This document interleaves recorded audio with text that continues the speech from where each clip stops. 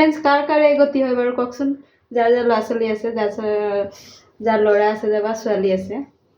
মোৰতো এই গতি হয় যে ভিডিঅ' এটা বনাম বুলি ক'লে এয়া সাজি তাজি ৰেডি হ'লোঁ, ৰিলছ এটা বনাম বুলি কিনে এয়া তাক শুৱাই লৈছিলোঁ, শুই গৈছিলে, ঠিক কাপোৰ পিন্ধি হৈছে আৰু উঠি গ'ল। এতিয়া আৰু তাক মই মোবাইল দি কিনে থ'লেও নহ'ব, কিবা খেলিবলৈ দিলেও নেখেলে, তাক এই কেমেৰা আগফালে আহিব লাগিব। তো উপায় নাই আৰু আমাৰ গতি এনেকুৱাই, যিহেতু মাক হৈছোঁ। कुछ पाने के लिए कुछ खोना पड़ता है।